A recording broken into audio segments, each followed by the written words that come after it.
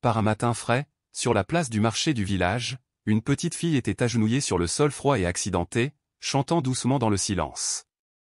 Sa voix s'élevait doucement, portant une mélodie qui semblait flotter juste au-dessus du brouhaha des commerces et des conversations. Pourtant, personne ne s'arrêtait. Personne n'écoutait. À côté d'elle, sa mère était assise en silence, les bras enroulés autour d'un fin manteau qui ne protégeait guère de la morsure matinale. Son regard ne scrutait pas la foule, ne cherchait pas la compassion. Il fixait simplement le vide, immobile, comme en attente d'un non-dit, d'une chose déjà perdue. Ils avaient connu le confort, la sécurité et l'amour. Ils avaient eu un foyer, un père, une vie remplie des joies et des épreuves ordinaires d'une famille de petite ville. Mais tout cela, chaque parcelle de cette vie, leur avait été volée. Un testament falsifié, une mort subite et une conspiration trop bien ficelée pour que quiconque se soucie d'enquêter. Les habitants murmuraient dans leur dos, les traitant de manipulateurs, d'instables, de fous. Personne ne savait que la petite fille chantait non pas pour attirer la compassion, mais pour son père, mort sans justice ni adieu. Ce n'est que lorsqu'un homme s'arrêta, baissa les yeux non pas par pitié, mais par curiosité et demanda « Qui vous a fait ça ?» que quelque chose commença à changer. C'est à ce moment-là que Justice sortit de son long sommeil. Willow Bend, dans l'Ohio, était un village tranquille, entouré d'interminables rangées de champs de maïs et tissé par la routine des petites villes. C'était le genre d'endroit où tout le monde connaissait votre nom, votre histoire familiale et la voiture que vous conduisiez, mais rarement la vérité cachée derrière votre porte d'entrée. Les ragots, comme toujours, allaient plus vite que l'inquiétude. Les étrangers étaient rares, et lorsqu'ils apparaissaient, ils attiraient de longs regards. C'était un mardi matin, au début de l'automne, l'air vif et sec, chargé d'un murmure de pommes et d'herbes folles. Au bout des étals de fruits, Clara Hara et sa fille Emily étaient assises l'une contre l'autre sur le trottoir nu. Juste toutes les deux, l'une épuisée par le chagrin, l'autre trop jeune pour comprendre le poids qu'elle portait. Clara Hara était agenouillée, les jambes repliées sous elle, emmitouflée dans un pull marron si fin qu'on aurait à peine pu le qualifier de vêtement. Sa robe de coton délavée, usée et sale, lui collait à la peau. Ses cheveux secs et emmêlés pendaient, son visage blême de nuit blanche. Et pourtant, ses yeux fixaient le vide ni vers le sol, ni vers Emily, ni vers les passants. Emily tenait un micro fêlé, dont le fil emmêlé pendait jusqu'à un petit haut-parleur à ses pieds. Son chant n'était ni fort ni suppliant. C'était le doux bourdonnement d'un son ancien, peut-être une berceuse, peut-être une prière. Son bol en bois resta intact. Des gens passèrent. Quelques-uns marquèrent une pause. Certains adressèrent des sourires empreints de pitié. La plupart ne regardèrent pas du tout. Depuis un étal voisin, une vendeuse de fraises se pencha vers sa voisine. « Cette infirmière qui a épousé un membre de la famille d'Orson, dit-elle, regardez-la maintenant. » L'autre femme haussa les épaules. Elle pensait avoir gagné le gros lot en épousant un homme riche. En fait, ce sont les beaux-parents qui ont réécrit les règles. Les d'Orson étaient un pilier de Willow Bend, une famille riche de la propriété foncière, influente et dotée d'un pouvoir secret. Gregory d'Orson, le beau-frère de Clara Hara, était un avocat réputé pour son sang-froid, sa rigueur et sa précision. Andrew, le défunt mari de Clara Hara, plaisantait, Greg n'a pas besoin d'enfreindre la loi pour détruire quelqu'un. Il s'en sort trop bien. Il y avait aussi Evelyn d'Orson, l'épouse de Gregory, connue à Mill Creek comme une reine sans couronne. Élégante, posée et ouvertement méprisante envers quiconque n'était pas né dans son cercle privilégié. Elle n'avait jamais caché son mépris pour Clara Hara, une infirmière d'un collège communautaire, orpheline de naissance, née dans leur monde par le mariage. Lors du mariage, Evelyn avait murmuré « Elle n'est pas des nôtres. Voyons combien de temps elle tiendra. » Margot d'Orson, la matriarche de la famille, n'était pas cruelle au sens traditionnel du terme. Elle ne criait pas et ne réprimandait pas. Elle se contentait de priver Clara Hara de son affection avec la même efficacité silencieuse qu'un vase vidé de son eau. Aucune fleur ne survit longtemps sans eau. Puis André est mort. Un accident de voiture. Pas d'enquête. Pas d'autopsie. Gregory a rempli les papiers, Evelyn a organisé les funérailles. Clara Hara n'a pas été autorisée à poser de questions. 2 jours après l'enterrement, Gregory a déposé une pile de documents juridiques sur la table à manger en chaîne de la famille. Les papiers se sont déployés comme des ailes d'ombre. Le testament a été mis à jour, dit-il froidement. Andrew m'a tout confié pour une gestion temporaire, invoquant des inquiétudes concernant ta santé mentale. Chaque mot était prononcé avec une précision clinique. Signé. Notarié. Témoin. Tu n'as plus rien, Clara Hara. Elle ne broncha pas. Elle fixa les papiers d'un air calme et posé. Evelyne laissa échapper un petit rire et se pencha. Franchement, Clara Hara, ta présence ici était une erreur dès le départ. Cette famille n'a jamais eu besoin d'une infirmière de petite ville se faisant passer pour une veuve. Clara Hara leva la tête. Sa voix était douce, mais assurée. Et Émilie? Grégory croisa les bras et se laissa aller en arrière, un sourire narquois aux lèvres. Elle aura de quoi vivre. Juste de quoi vivre. Mais seulement si tu disparais. Pas de procès. Pas de questions. Pas de bruit. Puis il se pencha en avant, presque amusé. Après tout, Clara Hara, cette fille porte un nom écossais, pas le tien. Elle n'a pas besoin de toi pour survivre. Franchement, elle serait mieux sans une mère qui se raccroche à des fantasmes d'injustice. Evelyne s'approcha, la voix venimeuse. Et si tu ne pars pas, demain matin, les gros titres diront « Une veuve instable manipule son mari et tente de s'emparer de la fortune familiale. » Tu sais combien les tabloïds aiment les gens comme toi. Elle marqua une pause, une dernière pique. Et la police? Elle adore ouvrir des affaires non résolues, surtout quand elle est poussée par les bonnes personnes. Avant que Clara Hara puisse répondre, Grégory claqua des doigts. La gouvernante entra, les yeux baissés, et fit sortir la mère et l'enfant par la porte d'entrée comme s'ils sortaient les poubelles. La porte se referma derrière eux avec un fracas brutal. De retour à l'intérieur, Grégory leva son verre de vin. Pour lui, c'était un toast de victoire. Pas de veuve en deuil. Pas d'enfant gênant. Juste une conclusion claire à une intrusion indésirable. Émilie serrait contre elle un ours en peluche usé, dont un œil manquait. Clara Hara tenait un parapluie et un sac en tissu rempli de quelques vêtements, ainsi qu'une lettre manuscrite d'Andrew, cachée à tous. Ils marchèrent jusqu'à la sortie de la ville et trouvèrent refuge dans une église abandonnée depuis longtemps. Elle n'offrait ni lumière ni fidèle, mais un toit. Clara Hara ne cherchait pas la charité, elle n'avait tout simplement plus d'autre choix. Le pasteur Thomas Green ouvrit la porte. La lueur d'une lampe à huile éclaira son visage ridé, son regard doux et clair. Clara Hara murmura, juste pour la nuit. Il hocha la tête. Entrez. Cette nuit-là, Émilie se blottit sur un banc en bois, la tête sur les genoux de sa mère. Clara Hara ne dormit pas. Elle resta assise en silence, le regard perdu dans le noir. Le pasteur avait laissé du lait, du pain et un mot sur lequel on pouvait lire « Dieu n'abandonne personne ». Clara Hara n'y croyait pas, mais elle plia le mot et le mit dans sa poche, comme si cela pouvait devenir vrai un jour. Dehors, la pluie devenait plus forte, un rythme implacable contre le toit, faisant écho au chagrin silencieux d'une femme qui avait tout perdu sauf l'enfant qui respirait à côté d'elle. Le lendemain matin, Émilie se réveilla et murmura « Je veux chanter, pas supplier. Juste pour que tu saches que je suis toujours là. » Clara Hara hocha la tête. Et ils retournèrent au marché. Aucun signe. Aucune supplication. Juste une voix d'enfant qui portait une vieille mélodie dans le brouhaha du monde. Au bout de la rangée, un homme observait. Il portait un costume bleu foncé et des chaussures en cuir ciré. Il avait les mains dans les poches, mais sa posture était immobile. C'était Lucian Whitmore, un inconnu à Willow Bend. Pourtant, quelque chose en lui s'éveilla. Le lendemain, Lucian était assis en silence à sa table de cuisine. Le soleil n'avait pas encore percé les collines et le brouillard s'accrochait à la vitre. Sa cafetière était intacte. Les nouvelles restaient floues. Il fixait un verre vide de la veille, toujours posé sur le comptoir. Cette voix. Cette fille. Elle le hantait non pas comme une mélodie, mais comme une confession murmurée entre deux respirations. Ce n'était pas une performance. C'était une présence. Il se souvenait de ses yeux ni en colère, ni suppliant au juste présent. Il prit son portefeuille et vérifia s'il y avait une carte de visite à l'intérieur. Puis il se leva, enfila son manteau et, au lieu de sa voiture, il en sortit un vieux vélo, intact depuis le décès de sa femme.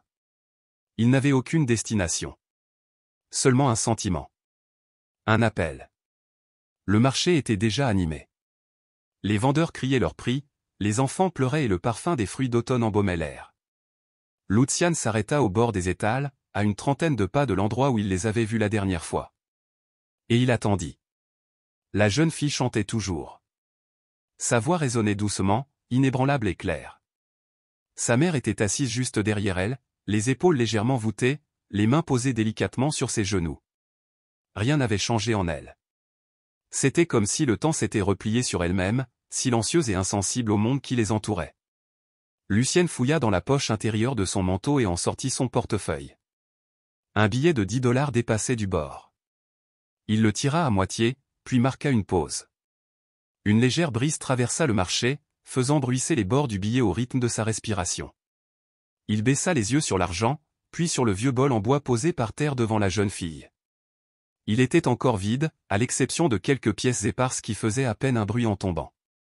Il pouvait s'avancer, y déposer le billet, hocher poliment la tête et s'éloigner. Simple, net, comme il l'avait toujours fait lorsqu'il pensait apporter une aide précieuse. Mais ce jour-là, quelque chose semblait insuffisant. Ce n'était pas son argent qui leur manquait. Pas maintenant. Ce dont ils avaient besoin, c'était de quelqu'un qui ne détournerait pas le regard. Lucienne replia son portefeuille et le glissa dans son manteau. Il resta là, immobile comme un poteau, jusqu'à ce que la dernière note de la chanson s'éteigne. Alors qu'il se retournait pour quitter le marché, un livreur coiffé d'un bonnet tricoté le bouscula, manquant de laisser tomber la caisse de lait qu'il transportait. « Désolé, monsieur », dit le garçon en reculant rapidement. Lucienne l'attrapa par le coude, stabilisant le chargement. Son regard se posa sur la caisse, étiquetée « Don à l'église Saint-Luc ». « Vous livrez à Saint-Luc » a-t-il demandé. « Oui », acquiesça le garçon. « Le pasteur Green m'a demandé de l'apporter plus tôt, pour cette mère et sa fille. » Il fit un geste subtil vers le coin le plus éloigné du marché. Lucienne hocha légèrement la tête. Il ne demanda rien de plus. C'était la seule confirmation dont il avait besoin. Plus tard dans l'après-midi, Lucienne se tenait devant le portail d'une église en briques rouges. Il n'y avait pas d'enseigne, seulement une croix en bois patiné qui oscillait légèrement au-dessus du toit. Il frappa. Au bout d'un moment, la porte s'ouvrit en grinçant. Un homme âgé se tenait dans l'entrée, barbe argentée, vêtu d'un pull sombre, le regard calme mais attentif. « Je cherche le pasteur Green », dit Lucienne. « C'est moi », répondit l'homme. Lucienne fouilla dans son manteau et en sortit une carte de visite qu'il lui tendit. Lucienne Whitmore. « Je ne suis pas journaliste. Je ne représente aucune organisation. Je veux juste vous poser des questions sur la fille, celle qui chantait ce matin. » Le pasteur Green prit la carte, l'étudia brièvement, puis la glissa dans sa poche. « Ils n'ont besoin de la pitié de personne », a-t-il déclaré. Lucienne hocha la tête. Il ne protesta pas, « Je comprends. Je ne crois pas être ici avec le même état d'esprit que ces autres. » Le pasteur inclina légèrement la tête, non pas par suspicion, mais comme s'il reconnaissait quelque chose d'honnête dans la voix de Lucienne.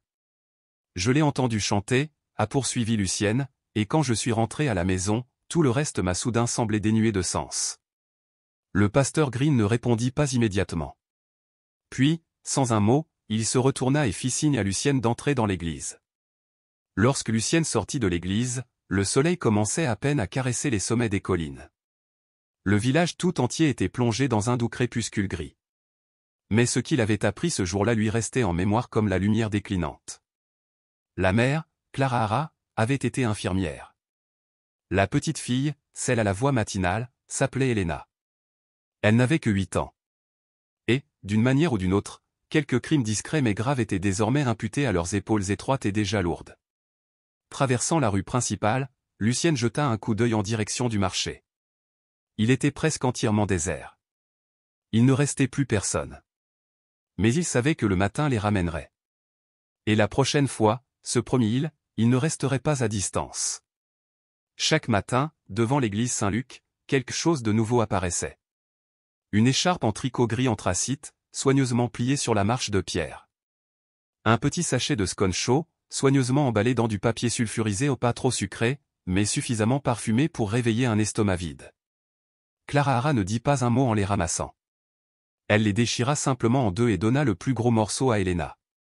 La petite fille ne demanda jamais d'où il venait. Mais parfois, sirotant le lait qu'elle avait laissé derrière elle, elle tournait la tête vers la porte attendant quelqu'un puis, tout aussi silencieusement, rentrait à l'intérieur. À l'intérieur de la vieille église, où les vitraux filtraient la lumière matinale en douces teintes de bleu et d'or, Elena s'asseyait souvent sur le troisième banc. Elle feuilletait un carnet usé rempli de notes musicales dessinées à la main, en fredonnant doucement. Le crayon qu'elle utilisait était toujours émoussé. Ses paroles, griffonnées d'une main d'enfant, étaient simples.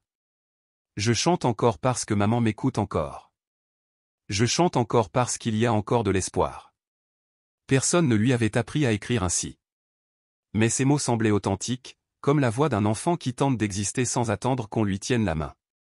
Clara Hara était assise quelques bancs plus loin, raccommodant une chemise avec une aiguille empruntée et une bobine de fil rouge que le pasteur lui avait prêtée.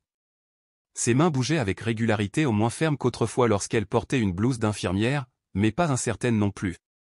Juste plus silencieuse. Chaque fois que Clara Hara regardait sa fille penchée sur ses notes de musique, une profonde gratitude la submergeait. Elle ne savait pas qui remercier, ni même pourquoi. Mais quelque chose ou quelqu'un avait ramené une lueur d'espoir dans leur vie. De l'autre côté du village, Lucienne vivait toujours dans sa maison de briques blanches sur la colline, entourée de vieux ormes et de sentiers de pierre fissurés. Autrefois, il s'épanouissait au milieu des foules, mais après la mort de sa femme, 5 ans plus tôt, la maison était devenue silencieuse. Seul subsistait le bruit de ses pas, le sifflement strident d'une bouilloire qui s'éteignait et le grincement d'une fenêtre qu'il n'avait jamais réparée. Pas d'enfant. Pas de famille à proximité. Personne pour lui demander ce qu'il avait mangé au dîner. Il s'était habitué au silence, jusqu'à ce qu'il entende la voix d'Elena. Non pas le chant lui-même, mais le silence qui l'entoure. Ce genre de silence qui oblige les gens à écouter même quand personne ne le leur demande. Chaque matin, il retournait au marché. Il n'achetait rien. Il ne parlait pas. Il se tenait juste à quelques pas derrière, à regarder. Il n'était pas du genre sentimental. Mais quelque chose chez cette petite fille l'empêchait de s'éloigner, même quand il le souhaitait. Ce soir-là, Lucienne rentra chez elle et ouvrit le tiroir du bas de son vieux classeur. Il contenait des papiers datant de l'époque où il était actionnaire principal d'une grande société d'investissement. Il n'enquêtait pas. Il était hanté. Le nom de Dawson résonnait dans son esprit comme un coup discret et persistant. Voilà ce qu'il en était, Andrew Dawson. Rapport d'incident, 3e trimestre 2018. Une alerte de risque avait été envoyée à Lucienne Whitmore. Aucune réponse n'avait été enregistrée. Sa main serra le bord de la page. Il se souvenait maintenant. Il avait vu ce dossier une fois, puis s'était détourné. J'étais en train d'enterrer ma femme à ce moment-là, murmura-t-il. J'ai pensé que c'était une raison suffisante pour garder le silence. Mais maintenant, il n'en était plus si sûr. Je n'ai tué personne, murmura Lucienne d'une voix sèche, mais je suis restée silencieuse. Et le silence peut être une façon de laisser mourir quelqu'un. Peut-être qu'il était temps de faire enfin quelque chose, pour Clara Hara et Elena. Ce même jour, le ciel au-dessus du village restait couvert, comme si les nuages eux-mêmes portaient de vieilles blessures. Une bruine douce et persistante lissait les tuiles du toit de l'église Saint-Luc, renforçant le silence à l'intérieur. Clara Hara était assise en silence sur le deuxième banc. Elle tenait dans ses mains une lettre que le pasteur Green venait de lui remettre, écrite par Andrew Dawson quelques jours avant sa mort. Le pasteur l'avait cachée depuis l'arrivée de la mère et de la fille. « Tu n'étais pas prête à l'époque, dit-il doucement.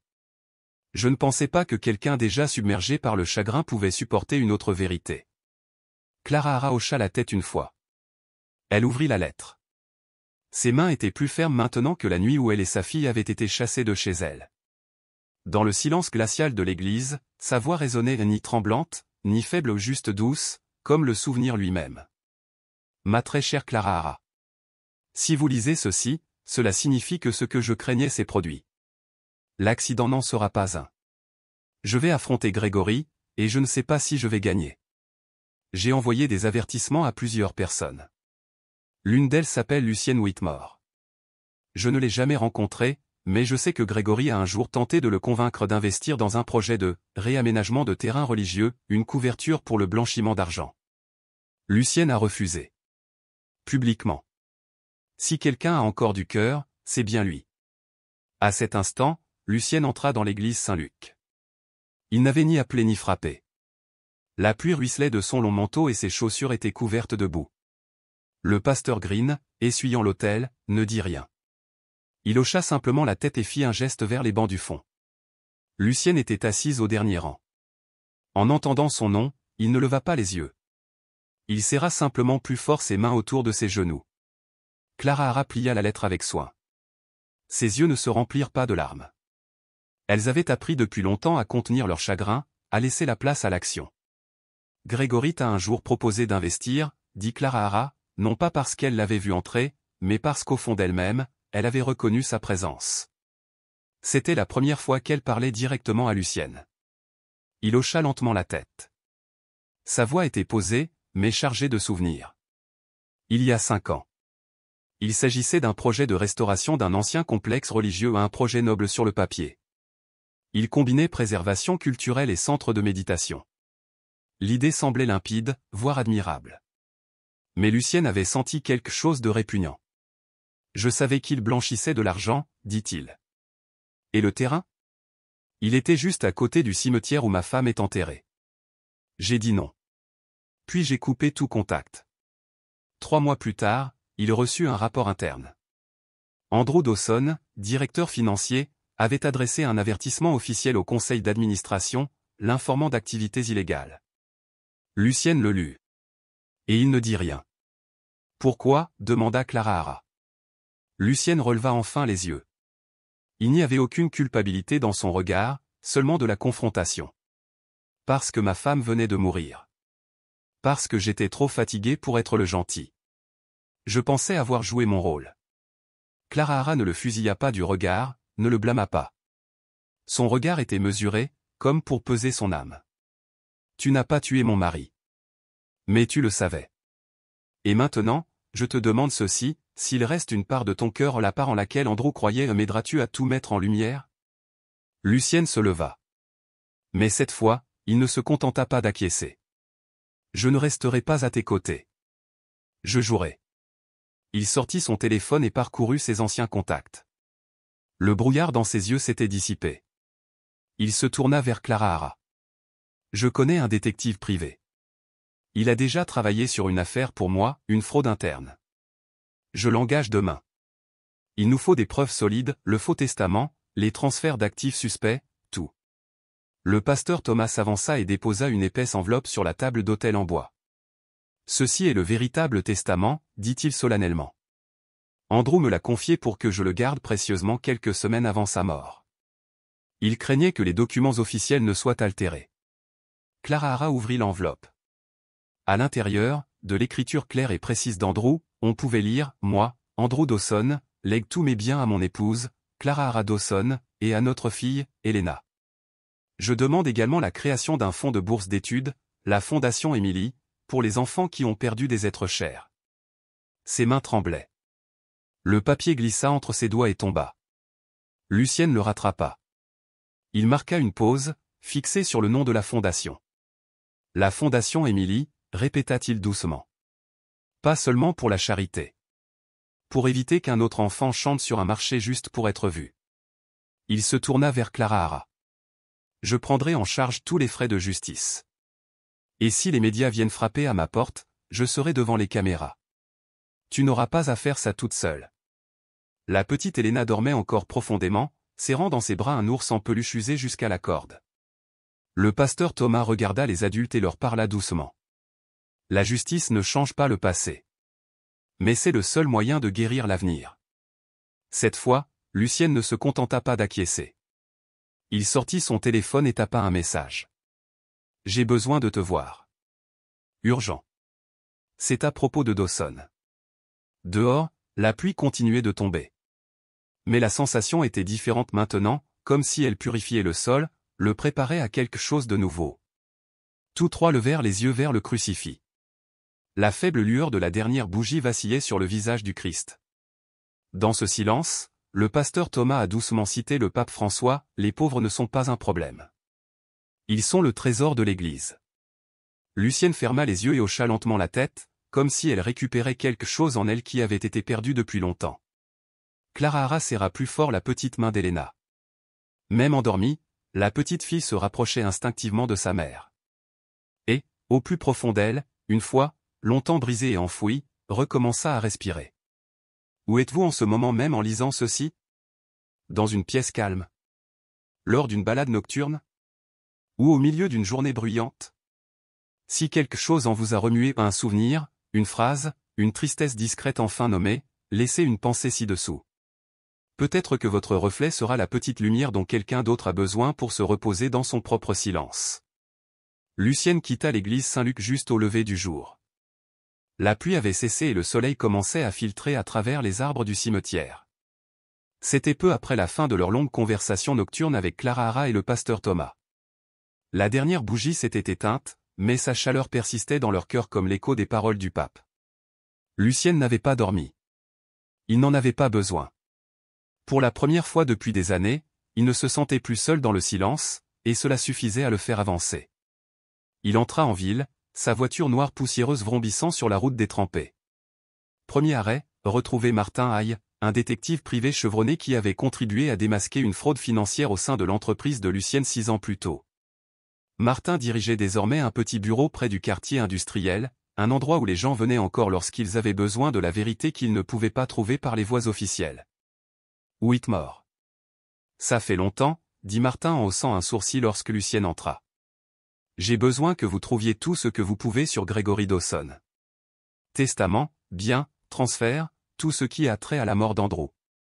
Martin marqua une pause. Y a-t-il un risque? Il n'y a pas de plus grand risque que de se taire, répondit Lucienne en lui tendant un dossier de documents et une enveloppe épaisse contenant de l'argent liquide. Pendant ce temps, à l'église, Clara Hara classait ses notes. Le pasteur Thomas lui apporta du papier propre, des stylos et une suggestion discrète. Il faut que tu écrives tout. Chaque détail dont tu te souviens à propos d'Andrew. On ne sait pas quelle pourrait être la pièce manquante. Clara Hara hocha la tête. Elle n'avait pas l'habitude d'écrire, mais cette fois, ses mots étaient clairs. Elle n'écrivait pas sous l'effet de la colère, mais en témoin. Pas de drame. Pas de recul. Juste la vérité. Dans un autre coin du sanctuaire, Helena poursuivait sa pratique vocale matinale. Sa voix était plus forte aujourd'hui, pleine, assurée. Chaque note frappait l'air comme une flèche. Puis les portes de l'église s'ouvrirent. Lucienne revint. Son visage était plus vif, comme celui de quelqu'un qui se trouve devant un verdict où des vies, et non de l'argent, étaient en jeu. J'ai commencé, dit-il sans préambule. Nous avons 3 missions, révéler le véritable testament, dénoncer le blanchiment d'argent et découvrir la vérité sur la mort d'Andrew. Clara Hara expira lentement. La route était longue, mais elle n'était plus seule. Mais elle a choisi le pouvoir plutôt que la vérité. La voix d'Andrew se brisa légèrement. J'ai peur pour Clara Hara. Plus que tout, j'ai peur qu'Emily grandisse en pensant que sa mère est une voleuse. Clara Hara serra plus fort la main de Lucienne. Ses yeux brillaient de larmes retenues. Caleb baissa la tête et dit doucement, je témoignerai. Et j'ai une copie d'un courriel interne. Gregory avait utilisé le nom légal de l'entreprise pour légitimer des transferts d'actifs illégaux. Lucienne hocha la tête solennellement. Nous vous protégerons tous les deux. Ce soir-là, Clara Hara et Emily retournèrent à l'église. Serrant sa fille contre elle, Clara Hara murmura, demain sera difficile. Mais ce sera le jour où tu pourras enfin te dire fille d'un homme innocent. Emily leva les yeux vers elle. Je n'en ai jamais douté, maman. Je veux juste que le monde le croie aussi. Lundi matin, un épais brouillard recouvrait la route menant à Fairhollow. Dans la voiture, Clara Hara, Lucienne et Emily étaient assises en silence. Clara Hara tenait la main de sa fille tout le long du trajet. Lucienne regardait par la fenêtre, observant le paysage défiler, portant en elle quelque chose d'indicible. Devant les grilles du palais de justice, une foule s'était rassemblée. Nombreux étaient les visages familiers, certains avaient un jour jeté des pièces dans le bol d'Emily, d'autres lui avaient tourné le dos ou chuchoté derrière leurs mains jointes. Maintenant, ils se tenaient debout, non pas pour juger, mais parce qu'ils ne pouvaient plus faire semblant de ne pas voir. Emily s'accrochait au manteau de sa mère. Lucienne se pencha et ajusta le col de sa veste. Clara Hara le regarda et hocha la tête, non pas en guise de remerciement, mais en guise de message, nous te faisons confiance. Ils entrèrent dans la salle d'audience sans hésitation. De l'autre côté de l'allée, Gregory était assis au premier rang avec Evelyn, le visage confiant pas suffisant, mais calculé. L'expression d'un homme qui croyait avoir enterré toute trace de vérité. Il croisa les jambes et adressa un léger sourire narquois à Clara Hara, comme si le procès n'était qu'une brève représentation dont il sortirait bientôt victorieux. À ses côtés, Evelyne demeurait froide et incisive. Son regard scrutait la salle d'audience, ses doigts gantés se frottant lentement l'un contre l'autre non pas par nervosité, mais avec précision, comme pour chronométrer son prochain mouvement. Pour eux, ce n'était pas une fin. Ce n'était qu'un autre pas dans une longue et sombre partie. Ce qu'ils ignoraient, c'est que la vérité ne leur appartenait plus. Assis tranquillement au fond de la salle se trouvait le maire Carl Whittaker. Il ne faisait partie d'aucune délégation. Il n'avait pas été invité. Pourtant, il ne partait pas. Chaque fois qu'une caméra se braquait sur lui, il baissait la tête. Peut-être le savait-il déjà. Peut-être qu'aujourd'hui, même sans menottes, la justice avait effleuré le bas de sa veste. Caleb Morton a témoigné. Ses mains tremblaient légèrement, mais sa voix était claire. J'étais employé au service financier de Dawson Holdings. Avant sa mort, Andrew Dawson m'a envoyé un colis contenant des documents et un enregistrement audio au cas où il lui arriverait quelque chose. Je les ai cachés pendant des années, par peur. Mais aujourd'hui, je les soumets comme preuve. L'avocat du plaignant a activé l'enregistreur. Le silence s'est installé tandis que la voix d'Andrew emplissait la pièce. Gregory et Evelyne ont contrefait ma signature. Ma mère le sait, mais elle est restée silencieuse. Si je disparais, Clara Hara se retrouvera sans rien. Et personne ne croira Emily. Un léger sanglot étouffé dans l'enregistrement fit baisser la tête à plusieurs personnes dans la galerie. Clara Hara se mordit la lèvre et ferma les yeux. Le pasteur Thomas Green a ensuite pris la parole. Vêtu d'une soutane noire, il portait avec lui l'original du testament, notarié et signé par Andrew Dawson. Je confirme qu'Andrew m'a personnellement remis ce testament, me demandant de le conserver jusqu'à la révélation de la vérité. Ce document lègue l'intégralité de ses biens à son épouse, Clara Hara, et crée un fonds de bourse d'études pour les enfants orphelins. Un frisson parcourut la salle d'audience. L'avocat de la défense tenta d'interrompre le témoin, mais le juge leva la main avec fermeté. Vous ne pouvez pas interrompre le témoin. Poursuivez. Puis vint le point culminant. L'avocat de Clara Hara a présenté des documents attestant d'un transfert de propriété suspect portant la signature de Brandon Kesley, un notaire dont la licence avait été révoquée pour fraude. Une déclaration certifiée conforme par le tribunal a révélé que Gregory avait payé Kesley en espèces 3 jours seulement avant le décès d'Andrew. Le juge se pencha en arrière et laissa échapper un long soupir. Nous allons suspendre l'audience pour permettre au jury d'examiner tous les éléments de preuve présentés et d'entendre d'autres témoignages. Gregory resta figé. La confiance sereine sur son visage s'était transformée en panique. Il se tourna vers Evelyne, dont les jointures étaient devenues blanches sur la coudoir, et marmonna quelque chose entre ses dents serrées. Aucun d'eux ne sourit. Aucun d'eux ne parla de victoire. Ceux qui se croyaient autrefois au-dessus de la vérité s'enfonçaient maintenant sous elle. Dehors, les habitants de Willow Bend applaudirent doucement à l'arrivée de Clara Hara et Emily. Pas de chaos. Pas de spectacle. Juste un respect discret, comme des excuses longtemps attendues de la part d'une communauté qui avait autrefois détourné le regard. Lucienne marchait à ses côtés. Lorsqu'elle s'arrêta, il murmura, « Tu as fait ce que personne n'osait faire non pas pour te justifier, mais parce que tu aimais la vérité au point d'en souffrir. » Clara Hara se tourna vers lui. Pour la première fois, son regard était dénué de toute prudence. Juste de la confiance pure, entière. Comme si quelque chose de nouveau avait commencé. 3 jours plus tard, la salle d'audience était plus pleine que jamais. Les regards sceptiques avaient disparu. Seuls subsistaient désormais des regards calmes et concentrés, emplis d'empathie et d'un espoir partagé de justice. Clara Hara entra la tête haute. Emily marchait à ses côtés, sa petite main toujours dans celle de sa mère. Derrière elle, Lucienne et le pasteur Thomas suivaient, calmes mais résolus. Au banc des accusés, Gregory ne croisait plus les jambes. Evelyne ne frottait plus ses gants. Ils étaient assis, le dos raide, comme des gens qui avaient traversé une tempête et qui avaient finalement réalisé qu'ils n'avaient plus d'abri. Le juge ouvrit un épais dossier et parla fermement. Le tribunal a examiné tous les éléments de preuve présentés, examiné les documents juridiques et contre-interrogé les témoins. Nous déclarons que le testament valide et définitif et celui signé par Andrew Dawson est conservé par le pasteur Thomas Green.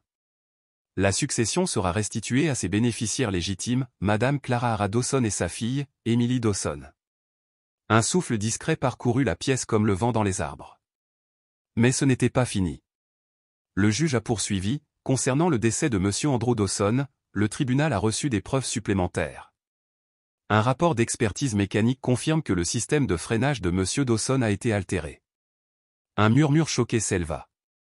Le témoignage de M. Caleb Morton révèle également des courriels internes indiquant que Gregory Dawson a embauché un tiers pour modifier les données de voyage et dissimuler les preuves de l'accident. La voix du juge s'est durcie. Gregory Dawson est par la présente accusé de falsification de documents juridiques, de corruption de notaire, d'entrave à la justice et de complot en vue de commettre une fraude. De plus, sur la base de ces nouveaux éléments et des témoignages, le tribunal conclut que Gregory Dawson, en collaboration avec Evelyn Dawson, a orchestré l'accident ayant causé la mort d'Andrew Dawson. Il s'agissait d'un acte délibéré, motivé par l'appât du gain. Il s'arrêta. Ces accusations seront transmises à une juridiction supérieure pour poursuite. Evelyn Dawson est accusée de complicité. La salle d'audience retenait son souffle. Le tribunal ordonne que les deux accusés soient immédiatement placés en détention. Gregory se leva d'un bond. « Tu n'as rien. Juste des calomnies et une cassette. » Les portes arrière s'ouvrirent. Une femme âgée entra, appuyée sur une canne. Mince. Aux cheveux argentés. Silencieuse. Gregory se figea. « Mère, murmura-t-il. » Margot Dawson ne le regarda pas. Elle se dirigea vers le centre de la salle et demanda la permission de parler. Le juge acquiesça. Sa voix tremblait. Andrew est venu me voir un jour, les yeux rouges, les mains tremblantes, me suppliant de protéger Clara et Emily si jamais il lui arrivait quelque chose. Je ne l'ai pas cru. Je pensais qu'il exagérait. J'ai cru Gregory, car je ne pouvais pas accepter la vérité sur mon propre fils. Ses yeux se baissèrent. J'avais peur du scandale, de perdre le nom de ma famille. Mais j'ai perdu Andrew dès l'instant où j'ai choisi le silence. Maintenant, je n'ai plus rien à protéger. Seulement ses excuses. Elle se tourna vers Clara. Je te demande pardon. Non pas parce que je le mérite, mais parce qu'Emily mérite de savoir que tous les adultes ne renoncent pas à ce qui est juste. Puis elle regarda l'enfant. Je suis ta grand-mère, Emily. Je t'ai vu faire tes premiers pas. Et je suis restée silencieuse quand tu as perdu ton père. Je ne mérite pas ton amour. Mais je t'en prie, continue de vivre. Continue de chanter. Rappelle aux gens comme moi que le courage ne vient pas toujours de la force. Parfois, il vient d'un cœur petit et inflexible. Clara ne parla pas, mais des larmes coulèrent, des larmes non pas de douleur, mais de guérison tant attendue. Emily resta silencieuse. Un silence non pas de peur, mais d'une petite fille de 8 ans portant le poids silencieux de tout ce que le mot « famille » avait signifié. Margot baissa la tête et sortit. Gregory resta assis, stupéfait. Evelyn baissa les yeux, son attitude de défi disparut. Et ce jour-là, devant le palais de justice, rien n'était besoin d'être dit. La suite de l'histoire, la chanson d'Emily, le calme du village, le voyage de Clara vers la lumière, la présence de Lucienne, la lavande en fleurs derrière Saint-Lucas. Cet après-midi-là, sur la pelouse de l'église Saint-Luc, Emily interpréta une nouvelle chanson lors d'un petit concert caritatif, organisé dans le cadre de la Fondation Emily, récemment annoncée par Lucienne. Sa voix s'éleva dans la lumière dorée du coucher de soleil, radieuse et inébranlable. Sur l'herbe, Clara et Lucienne étaient assises côte à côte, leurs mains se touchant légèrement. Emily se tenait debout sur scène, ses yeux brillants avec le défi d'une âme qui avait vu les ténèbres et choisi la musique de toute façon. Clara se tourna vers Lucienne. « Je ne suis pas habituée à la paix, dit-elle doucement. Mais peut-être que je suis prête à apprendre. » Lucienne sourit. « Moi aussi. Et si tu me le permets, j'aimerais rester. Pour apprendre avec toi. » Elle ne répondit pas immédiatement. Mais sa main se referma sur la sienne, ferme et douce, et son regard, autrefois réservé, n'exprimait plus que gratitude. Il n'avait pas besoin de mots. Leurs mains disaient tout. Son visage rayonnait d'une lumière qu'il n'avait pas connue depuis des années. Ses cheveux tombaient naturellement sur ses épaules, sans ni tension. Et dans ses yeux, il y avait quelque chose d'inimaginable autrefois, l'espoir. Depuis la scène, Emily se tourna pour les regarder et sourit avec la joie d'un matin de juin. Au-dessus de Willow Bend, les nuages s'étaient dissipés.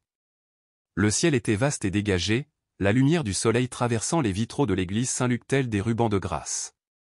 Un dernier miracle, arrivé discrètement, juste à temps. À Willow Bend, personne ne parla du procès. Personne ne prononça le mot « scandale ». Il n'y avait que de la musique, de la lumière et une sorte de foi renaissante non pas dans les institutions, mais entre nous. À la fin du chant, Émilie s'inclina profondément. « Je chante pour ma mère, dit-elle. Pour mon père. Pour Monsieur Lucienne. Et pour tous ceux qui croient encore que la justice ne dort jamais. » Puis elle ajouta, d'une voix aussi claire que le son des cloches, « Si vous avez déjà été témoin d'injustice, ne restez pas silencieux. Car la justice ne s'éteint que lorsque les bonnes personnes se taisent. Soyez quelqu'un qui défend la vérité. Même si ce n'est qu'un mot, un regard ou une main tendue, cela pourrait suffire à changer une vie. Et si vous êtes Clara Hara, croyez ceci, un jour, le ciel sera aussi à vos côtés. » Un an plus tard, Willow Bend semblait inchangé. Les bouleaux bruissaient toujours le long des chemins de terre. Le marché du week-end était animé. La cloche de Saint-Luc sonnait encore. Mais pour Clara Hara, tout était nouveau. Ce matin-là, elle ne s'était pas réveillée avec la peur. Elle s'était réveillée avec l'odeur des viennoiseries chaudes. Dans la cuisine, Émilie, maintenant âgée de 9 ans, fredonnait une nouvelle mélodie, les jambes ballantes, tandis qu'elle travaillait sur ses devoirs de musique. Lucienne entra depuis le porche, tenant un petit bouquet de lavande de leur jardin. Leurs regards se sont croisés. Aucun mot n'était nécessaire. Il déposa délicatement les fleurs sur le comptoir. Puis il parla d'une voix douce, « Avant, je pensais passer le reste de ma vie seule. Mais depuis que toi et Émilie êtes arrivés, tout a changé.